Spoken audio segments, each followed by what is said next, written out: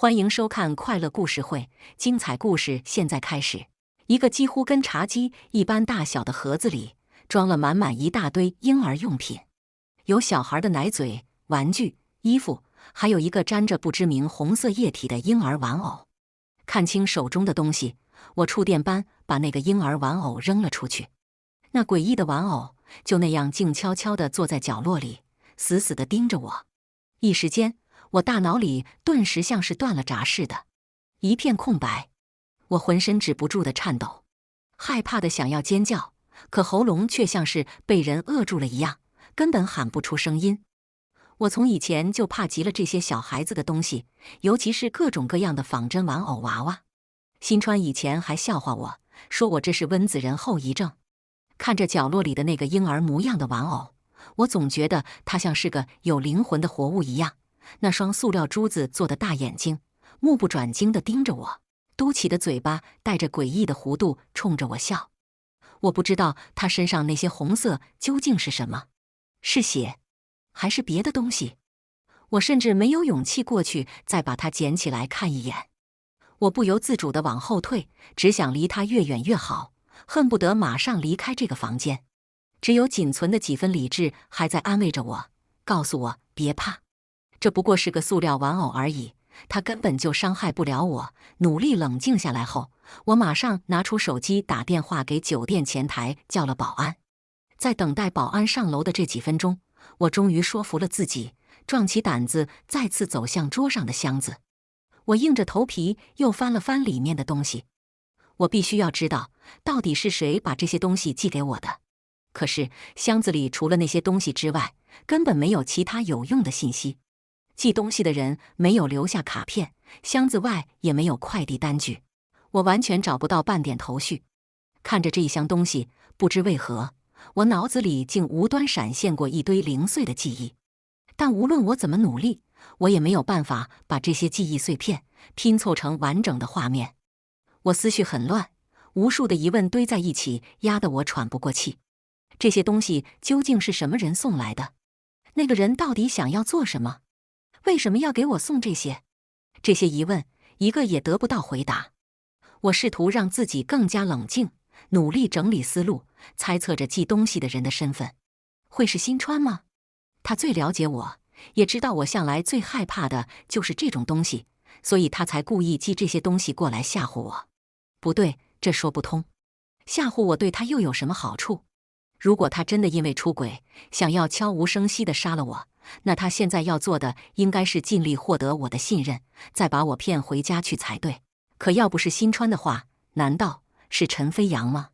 假如真像新川所说，我出事那天遇到的醉汉是陈飞扬安排的，那陈飞扬的目的又是什么？他寄给我这些婴儿用品又是什么用意？我怎么也想不通。正在这时，门口突然又响起叩叩两声，有人敲响了门，打破了房间里的沉寂。我吓得倒吸一口凉气。还好，门外的人不等我问，便自报了身份：“女士你好，我是酒店经理，请问您这边需要帮助吗？”原来是酒店的人。听到对方礼貌问好，我这才连忙过去打开了门。酒店经理带着2个保安站在门口，微笑着问我刚才打电话到前台是发生了什么事。我随即把事情大致解释了一遍。有人送了一堆莫名其妙的东西到我房间，能不能请你们帮忙查一下？那个人进出应该有登记过吧？还有，麻烦你们顺便帮我把那些东西拿去扔掉，可以吗？我侧身请酒店的工作人员进屋，指着那个箱子和角落的玩偶，说话时仍有些惊魂未定。酒店经理是个跟我差不多年纪的年轻女性，她顺着我指的方向看了一眼，显然也被那个浑身是血的婴儿玩偶吓了一跳。女士，您稍等，我马上让人处理。酒店经理连忙招呼着保安大哥把那些东西收拾了出去。然而，就在保安大哥抬着那大盒子从我面前经过时，我突然看到其中一样东西十分眼熟，我好像在哪见过。等等，我立刻叫住保安大哥。我追上前，从保安大哥手中的大盒子里扯出了一件衣服，一件毛线织的小马甲。我反复看了好几遍，没错，这件衣服是我妈妈亲手织的。这段时间我去疗养院看妈妈的时候，总是看到妈妈在织毛衣。每次妈妈都拉着我念叨，说这衣服是给她的小外孙织的。可她哪有什么小外孙？我和新川结婚这么久了，一直都没有孩子。不过我知道妈妈也只是盼着能早点抱上孙子，所以才会想着织这些东西当个念想。我也就随她去了。然而我怎么也没有想到，我居然会在这种情况下收到这份来自妈妈亲手制作的礼物。我甚至有些怀疑自己是不是看错了。于是我立刻打开了房间里最亮的一盏灯，在明亮的灯光下，那件毛线织的小马甲静静地躺在我手里。这花纹的颜色，编织的针脚，我绝对不可能会认错。这就是妈妈前些天还拿在手里当成宝贝一样的那件毛衣。顿时我脑中的思路再次陷入混乱。这一大盒子东西，难道是妈妈让人寄给我的吗？不，这怎么可能呢？先不说妈妈根本没有理由要这么做，像她那样一个连自己的生活都难以自理的病人，她怎么可能做得到这件事？她甚至根本都不知道我今天住在这里。那么，如果不是她的话，还有谁能从她手里拿到这件衣服？妈妈那么宝贝这件衣服，能拿走这衣服的，一定是一个能够让她信任的人。我马上把妈妈身边平时会接触到的人全都数了个遍，除了疗养院的医护之外，只剩下了2个人，一个是她的好女婿新川，而另一个就是她口中温柔贤惠的张云新。我一直都想不明白，张云新为什么会去疗养院探望我妈妈。联想到之前的交通意外，我始终担心张云新和新川会做出什么对妈妈不利的事。可是上次我特意问了妈妈，张云新每次去看她时到底都做了些什么，而妈妈的回答却是，张云新除了陪她聊天，给她带些水果之外，并没有什么特别的举动。按照妈妈的说法，在我撞见张云新的那次前，张云新就已经去过疗养院好几次了。要是他真想对妈妈做什么，恐怕等我发觉的时候，早就已经来不及了。在这种情况下，我除了提醒妈妈不要再和张云新继续来往，其余根本无法干涉什么。但很显然，妈妈并没有听我的话。她不但还在跟张云新来往，甚至还把亲手织的毛衣送给了他。不过，一切都还只是我的猜想罢了。我根本没有确凿的证据能证明那个盒子里的东西是张云新寄来的，更没有头绪他这么做的动机是什么。酒店经理已经安排了人去帮我调阅酒店进入的登记记录，可其实我对此也没有抱着太多期望。毕竟送东西的只不过是个跑腿小哥，就算真找到了他，他大概也记不起交给他这些东西的人到底长什么样了。更何况，但凡那个人真的想要隐藏自己的身份的话，大可以随便找个人替自己把东西寄出来。想到这些，我心下一阵挫败感。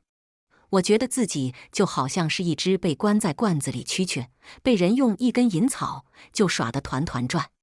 我为了保护自己而拼尽全力去战斗，也只不过是为了取悦那些下了注的看客。在我看不到的地方，似乎有无数双眼睛正在盯着我，想要看看我会对这一次又一次的打击作何反应。我重新整顿心情，换好衣服后准备出门去找七七。可我刚走出酒店，还没打上车，就收到了七七的消息。手机刚响了一下，我心里就暗暗嘀咕，七七这回该不会又要找什么借口放我鸽子了吧？然而当我打开微信，才发现我想错了。七七给我发来了一段小视频，还有一连串的感叹号和震惊表情包。我看见新川了，他和一个女的在我家这边的医院妇产科。明明只是简短的几行字，却让我的心跳瞬间漏了一拍。我把屏幕上的这几句话反复看了好几遍，仿佛被人当头浇了一盆冷水。不对，是一盆滚油。我颤颤巍巍地点开七七发来的小视频，在一个招牌写着现代妇产医院的地方，2个我无比熟悉的身影并肩走进了招牌下的那扇门。是的，那就是新川和张云新。哪怕我瞎了这双眼睛，也不会认错。屏幕上小视频重复播放了数十次，每看一遍，我的心脏都像是被人用刀狠狠捅了一遍。新川带张云欣去妇产医院做什么？我脑子里猛地又冒出了那个坐在角落里死死盯着我的婴儿玩偶。这两件事情之间会有什么关联吗？我让七七在医院附近帮我盯着他们，随即打了车，马上往那边赶过去。我一定要弄清楚究竟是怎么回事。还好不是工作日，避开了晚高峰，我很快就赶到了那家医院。我抬头看了看那个刚刚出现在小视频里的招牌，咬了咬牙，走了进去。医院里人来人往，到处都是挺着大肚子的孕妇，还有一些看起来面色沉重的独身女人。我一边给七七打电话，一边在医院里到处寻找新川和张云欣的踪影。大概是我运气好，还没等电话接通，我就看到了张云欣。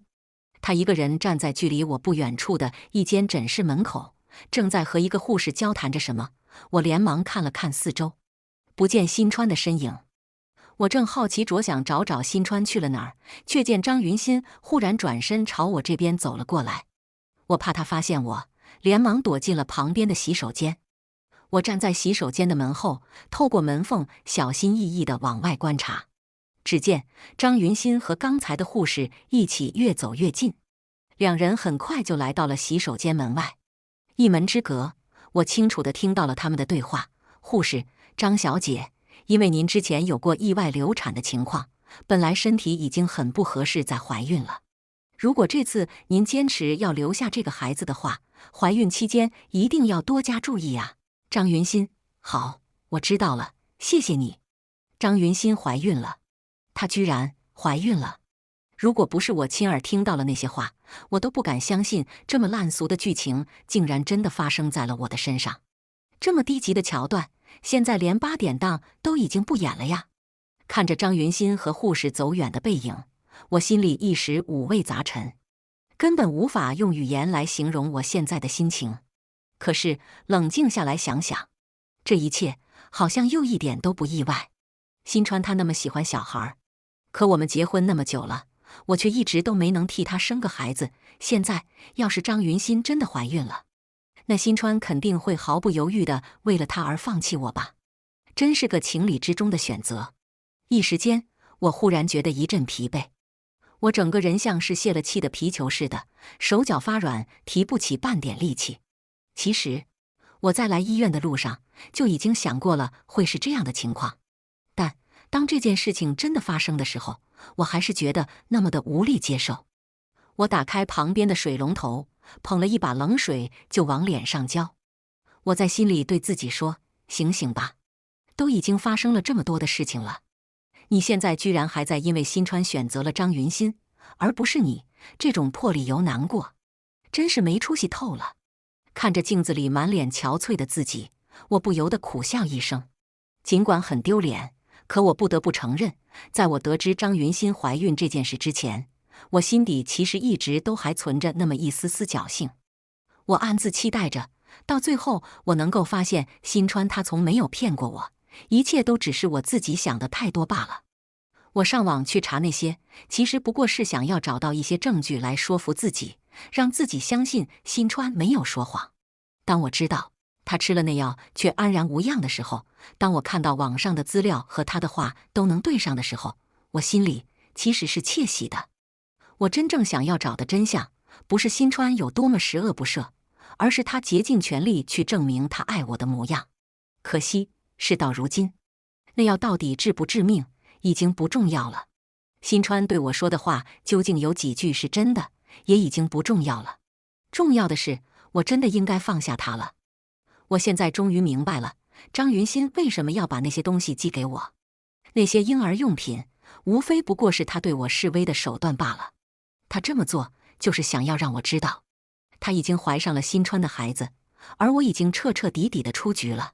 至于那件毛衣，大概是我妈妈意识清醒的时候，得知她怀孕才送给她的。妈妈她应该也不会想到，她一针一线的心血，最后却变成了被张云欣拿来向我炫耀的筹码。想到这些，我颓然无力地叹了口气，但心里却也释然了许多。我对着镜子再次把自己整理好，然后转身走出洗手间。而我出了门，刚一转头，就看到了辛川。辛川和张云欣2个人站在医院大门口，正有说有笑地聊着天。张云欣边说话边把手里的一张单据递到辛川面前。辛川低头看了看，脸上露出了一抹格外好看的笑容。那是我最熟悉的笑容。曾经，在我和辛川的婚礼上，我天真的以为从今往后，那样的笑容将会被我私有。但我错了，婚姻并不是一段感情最终的圆满结局，而是一段感情最后的坟墓。不知为何，看着前面那2个人，我心里忽然生出几分羡慕。明明我应该愤怒、抓狂，或者冲上去抓着他们大闹一场，可我都没有。一阵苦涩过后，我终究释怀了。如果这就是辛川的选择，那我可以祝福他，只要他不再伤害我和我的家人，我们从此一别两宽。等到辛川和张云欣离开后，我才走出了医院。我站在医院门口给七七打电话，问他在哪。七七在电话里说他在楼上，让我站在门口等他，他马上下来。我应了一声，然后挂掉电话，老老实实等在门口。然而，我等到的人却不是七七。安安，你怎么会在这里？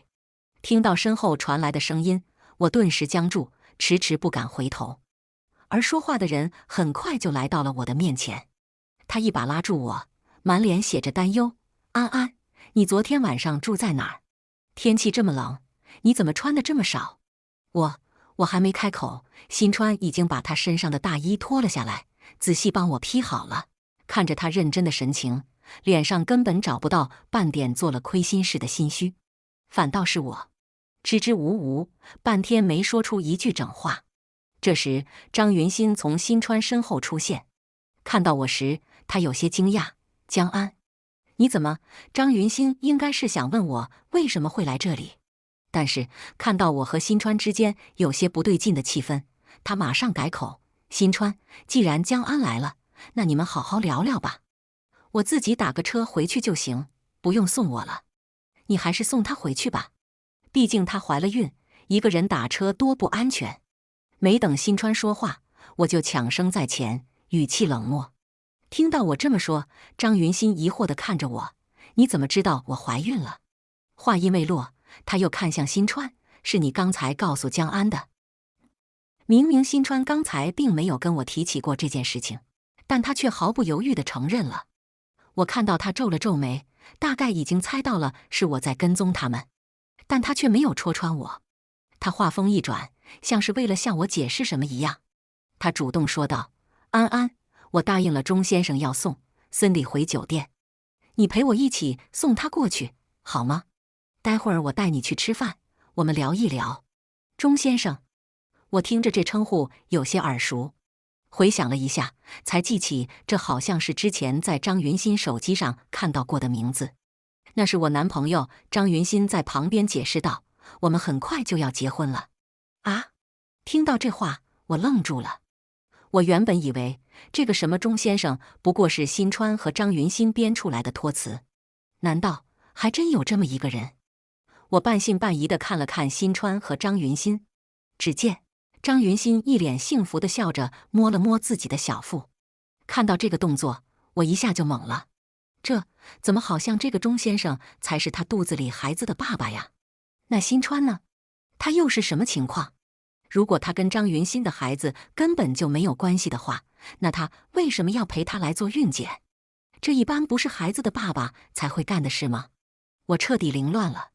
犹豫片刻，我果断点头答应了辛川。行，那我陪你送他回去。我倒是要去看看这个所谓的钟先生到底是不是真的存在。辛川的车昨晚被我开走了，他今天开的是我那辆车。上车的时候，我心里还是有些忐忑，我怕万一我现在坐上了这辆车，待会儿被他们俩拖到什么鸟不拉屎的地方活埋了，可怎么办？但看张云欣提起钟先生的时候，说的那么有板有眼，我又忍不住心里的好奇。于是我在上车前马上给七七发了条消息，跟他大致说了下刚才的情况，并且再三嘱咐他，要是我一会儿半天都没回你消息，你可一定记得要报警啊！有了七七给我远程支援，我心里总算是踏实了一些。我收起手机，习惯性地走到驾驶座旁，正要开门，却被新川拦住了。我来开吧。他一边说着，一边自然地牵着我的手，把我带到另一边的副驾驶，细心地替我打开了门。我这才反应过来，我差点就给他们俩当了司机。我撇了撇嘴，一回头看到张云欣早就已经自觉地坐到了后排，我只得坐进副驾驶。可一想到张云欣在我身后，我心里就总觉得有些膈应。就在这么别扭的气氛中，车缓缓驶出了停车场。一路上，我从后视镜里看到张云欣始终在低着头玩手机，新川认真开车。偶尔遇到红绿灯的时候，他总会转过头来看向我。他似乎有什么话想跟我说，但却什么都没说出口，而我根本就顾不上理会他。从车子驶上公路开始，我就一直警惕地盯着他开车的路线，生怕他会把我拉到什么荒郊野岭。不过，我好像是想多了。车一直行驶在市区中心的繁华地段，四周车水马龙，人来人往。可是看着这路线，我总觉得哪里不对劲。我仔细想了想，皱眉问新川：“不是要送他回酒店吗？这条路好像不对吧？”我之前也送过张云欣，知道他住在哪里，而现在车开往的方向却是相反的方向。听到我这么问，新川还没说话，张云欣就连忙在后面回答：“我已经没住上次那家酒店了。”“是吗？那你现在住哪儿？”我警惕地问。“华谊酒店。”张云欣不假思索，就新川他们公司附近的那家。说完这话，他好像怕我误会什么，马上又补了一句：“最近我都在他们公司办公，所以搬过去比较方便。而且我男朋友家也住在那附近。”“这样啊，华谊酒店，这家我熟啊。上次我看到新川和张云欣前后脚去开房，就是在这家华谊酒店。”听到张云欣还要特意解释几句，我总觉得他这就是此地无银300两，但我也没再咄咄逼人的追问什么，是真是假，待会儿见到那位钟先生就知道了。10几分钟后，车果然在华谊酒店楼下停了下来。新川停好车后，先对我嘱咐了一句：“安安，我帮森弟送几样东西上楼，你就在车里等我，我马上下来，好吗？”我张了张嘴，正要回答，却被张云欣抢了声：“不用麻烦了，我刚才已经让他下来接我了。”张云欣话音刚落，只见一个穿着休闲西装、戴着金丝眼镜的中年男人从酒店门口出来，朝这边走了过来。看到那人，张云欣马上开门下车，快步走过去。隔着车窗，我看到他们先是亲昵地拥抱了一下，随后男人轻轻亲吻了张云欣的额头。什么情况？我一时傻眼了。眼下这情况，看来这个钟先生根本不是什么托词啊。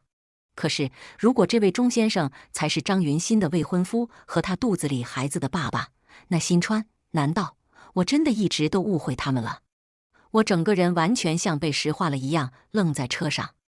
我看着新川下车和钟先生打了招呼，他从后备箱里拿了一堆东西交给对方，然后和他们道别。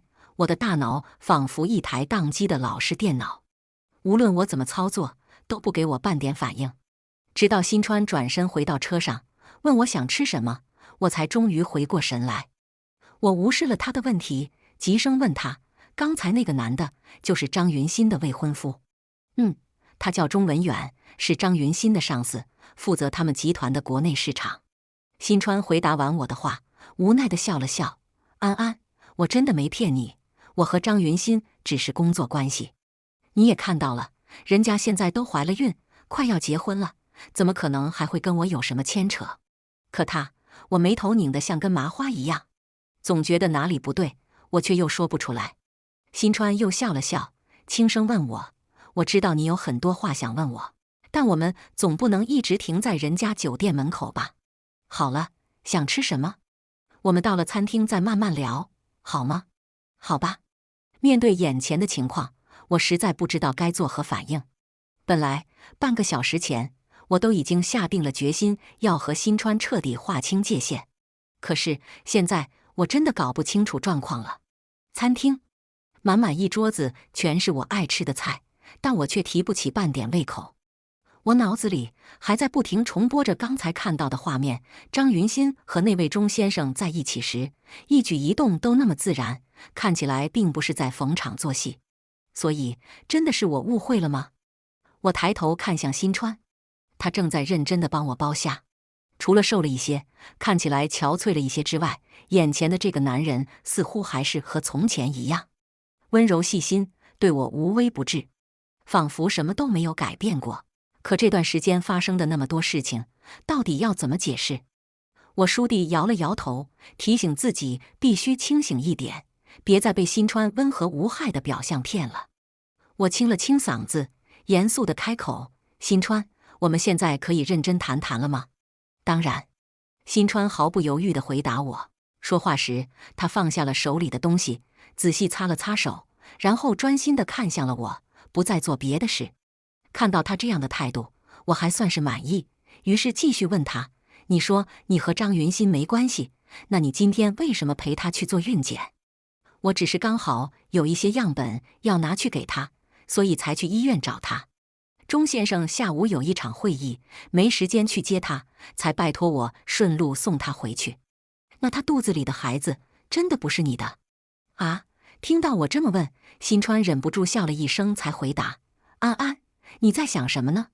那孩子当然不是我的呀。”“可就算孩子不是你的，”我皱了皱眉，改口：“算了，你先告诉我，你藏在杂物间里那些信到底是给谁写的？”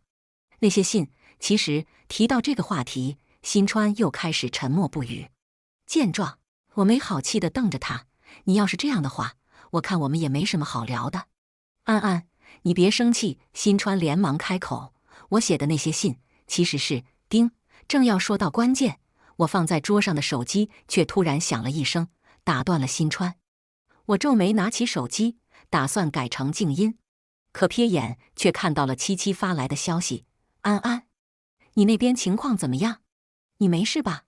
快回复，不然我真报警了。”看到这消息，我才猛然想起我还和七七约定好了要保持联系的事。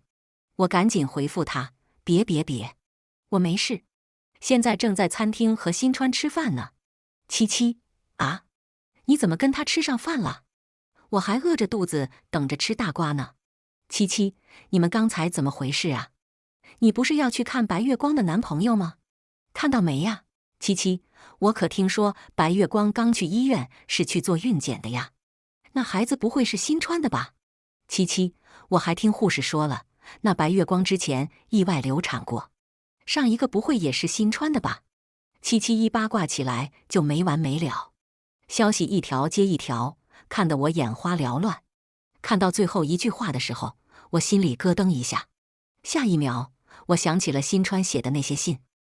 我还记得新川在那些信里总是写道：“希望你来世平安幸福、健康快乐。”当时我看这些信的时候，第一反应就觉得那语气像是在对小孩子说话的口吻。可我没往那个方向去想，毕竟新川和我从来没有过孩子。不过现在想想，我还是太天真了。他和我没有孩子，不代表他和别人也没有。新川，你老实告诉我，你写的那些信是不是给一个未出世的孩子写的？我抬头严肃地看着新川，一字一句问他。听到我的话，新川脸上显然露出了几分紧张，他拧了拧眉，沉默半晌才出声：“安安，你都已经知道了。”面对这样的回答，我心里顿时凉透了，但我还是强忍住了端起水杯泼他一脸的冲动，咬着牙问他：“那是什么时候的事？你又不肯说了，是吗？”看着沉默以对的新川，我苦笑一声：“既然事情我都已经知道了，你现在还藏着掖着，有什么意思？新川，这是我最后一次给你机会，要么我们开诚布公地谈一次，要么我现在就走，明天民政局见。”“不行，我绝对不会跟你离婚。”听我又提起了离婚，新川马上开口拒绝了我。他看着我，脸上写满为难的表情，似乎正在跟自己努力地进行思想斗争。片刻后，他终于点了点头：“安安，我可以把所有的事情全都告诉你，但你先陪我去一个地方，好吗？你要去哪儿？这个我现在不能告诉你。你不说的话，我是不会跟你去的。我已经受够了新川的遮遮掩掩，毫不犹豫地回绝了他。见我态度决绝，新川眉头紧皱，犹豫了半天，他才艰难地叹了口气：“我得带你去一趟张云新团队的实验室。”现在我不解地看向他：“去那做什么？”到了你就知道了。那个地方跟那个孩子的事情有关，我猜测道。新川不假思索地承认，只有到了那里，我才能向你解释一切。为了弄清楚事情真相，我答应了新川的要求。坐在车上，沉默的低气压让我几乎透不过气。我把手机设置了静音，还在继续和七七发消息。我告诉七七，我现在正要去张云新团队的实验室。七七一听就急了，那可是他们的地盘。这大晚上的，你就不怕新川杀人灭口吗？不会吧，如果他和张云新真的是清白的，那他现在没理由要害我。我回复七七，但七七对我的话却不以为然。你可别犯糊涂，你只不过是见了白月光那个传闻中的男朋友一面，连话都没说上。万一那是他们随便找来的群演呢？我看到张云新和他接吻了，两人看起来挺正常的，不像演的。七七，你自己看看你说的这话，什么叫不像演的？我严重怀疑你已经被新川洗脑了呀！七七，你快醒醒，别跟新川去那什么实验室。就算真要去，也要等明天白天有人在的时候再去。七七，你好好想想，如果他们真的是在骗你呢？我刚才问过我哥了，如果张云新肚子里怀的真的是新川的孩子，那你跟他离婚打官司就稳了呀。只要我哥出马，保证那渣男1分钱都分不到。七七，你现在发现了张云新怀孕的事，新川知道他分不到钱，肯定狗急跳墙。七七，安安，算我求你了，你赶紧下车，千万别跟他去啊！七七在微信上疯狂轰炸我的手机，手机在我手里滋滋滋滋震动个不停。我看着他发来的这些消息，心里也是七上八下。虽然我今天确实见到了张云新的未婚夫，可就算那位钟先生和张云新是真情侣，也不能完全证明新川就是清白的吧？如果新川可以出轨，那张云新为什么就不行呢？想到这儿，我又一次皱紧了眉头。我努力理了理思路，眼下唯一可以确定的是，新川已经承认他曾经和张云新有过一个孩子，但那个孩子因为一场意外而没能来到这个世界上。从新川写的那些信里来看，这个意外似乎和他脱不了关系，所以他才会一直感到内疚自责。那么，这究竟是什么时候发生的事情？是在大学时期，还是在新川和我结婚以后？如果新川是在和我结婚后还一直和张云新藕断丝连，甚至还闹出了人命等等，我猛然又想起了今天出门前收到的那个婴儿玩偶。我原本以为那是张云新寄来想让我知难而退的，可好好想想，那玩偶身上被人故意弄上了红色颜料，这怎么想都不太吉利吧？还是说那箱东西的意思并不是向我示威，而是在暗示其他的意思？沾了红色颜料的婴儿玩偶，难道是指新川和张云新之前意外流产的那个孩子？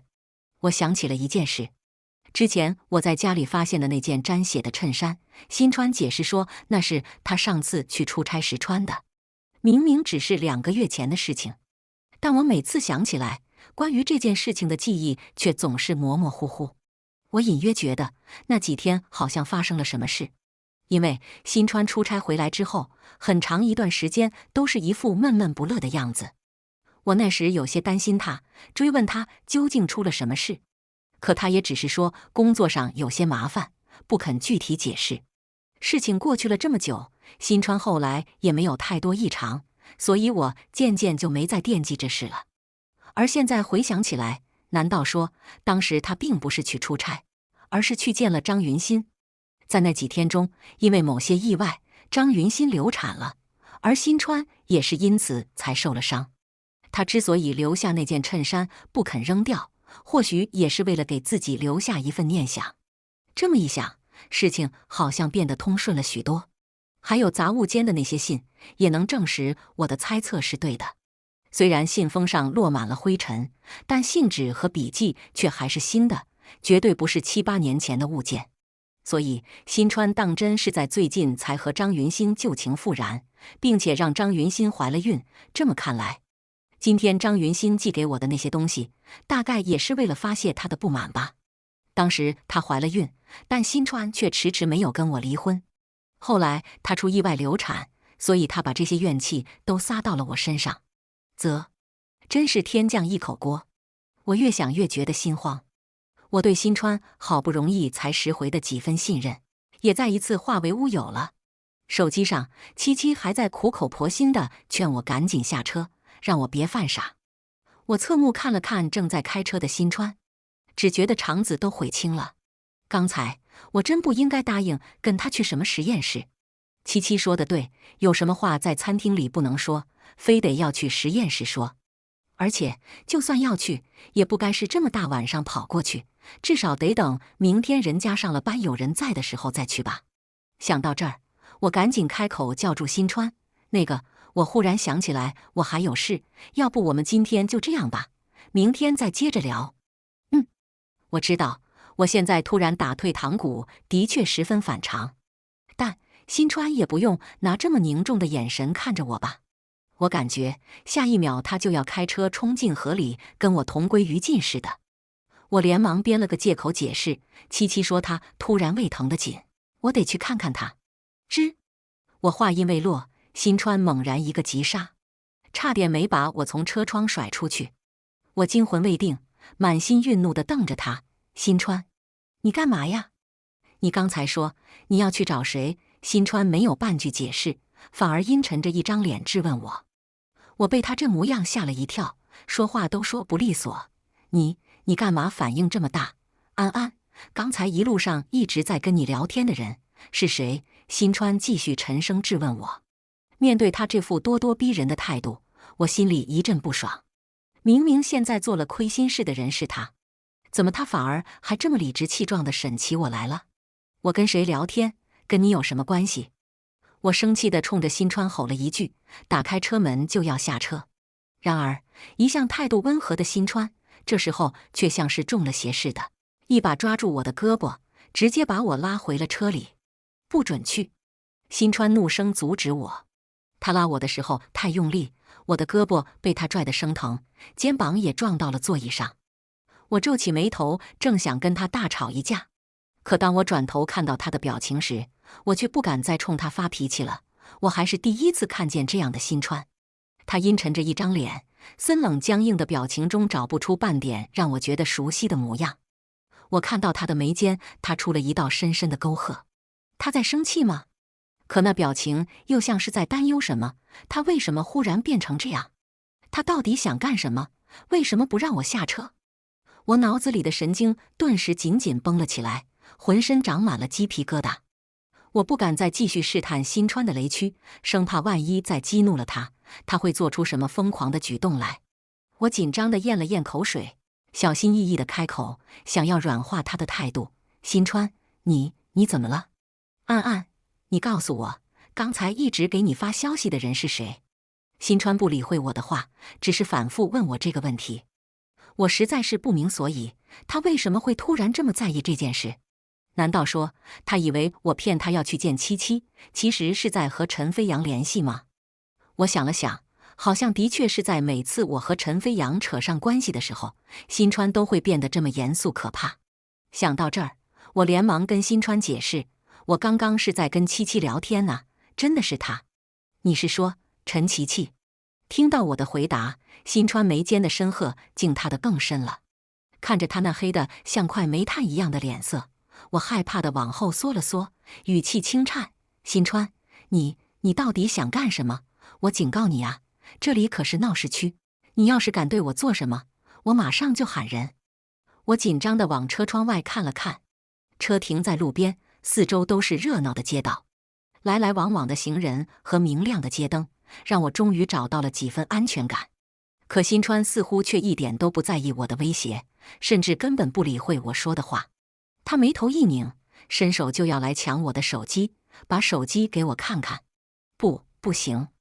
见他想拿我的手机，我顿时就急了。我马上往回缩了缩，及时避开了他的手，没让他把手机抢走。我想了想，手机里和七七的聊天记录，里面可全是骂他和张云欣的内容。而且刚才七七还在算计着要怎么打离婚官司，让新川1分钱都拿不到。那些记录要是让新川看到了，他肯定气急败坏，甚至说不定事后还会对七七怀恨在心，打击报复。不行，不行！总之，手机无论如何也不能给他。我马上把手机藏到背后，坚决不肯交给新川。新川见状，脸色越发难看。安安，你听话，把手机给我看一眼。不给。事到如今，新川还想把我当小孩哄。我要是真听了他的话，那我可真是连3岁小孩都不如。我一边和他对峙，一边偷偷瞥向车窗外，心里盘算着自己该怎么逃走。刚才新川把车门锁死了，我现在要是想下车向外面求救，得先开锁再开车门，这怎么着也得花个几秒钟时间吧。可这几秒钟里，万一新川他又把我拽回来怎么办？我力气没有他大，肯定打不过他。要是车外的人没注意到车上的动静，那我岂不是就完蛋了？想来想去，我始终想不到一个万无一失的方案。我心里后悔得要死。要是一开始我就听七七的话，不跟新川去那什么实验室，那不就什么事都没有了？可是转念一想，新川他明明刚才一直都好好的，为什么会突然在这时候跟我发起火了？不对，好像是因为刚才我提起了七七，所以新川才会这么生气的。我正在这纠结着新川生气的原因，突然只见新川又把车打着了火，一脚油门开了出去。我连忙急声问他：你要带我去哪？去实验室。新川不假思索，冷声回答。闻声，我心里一阵七上八下。新川为什么非要把我带到张云欣的实验室去？难道那里有什么东西吗？短短1秒钟，我脑子里刷刷刷闪过了一大堆科幻电影的情节。新川和张云欣，他们该不会打算要用我做什么人体实验吧？都怪我脑补能力实在是太强，明明什么都还没有发生，就把自己吓了个半死。我脸色苍白地抓着安全带，欲哭无泪。身旁，新川像是着急赶时间似的，一路油门踩到底，连超了4、5辆车。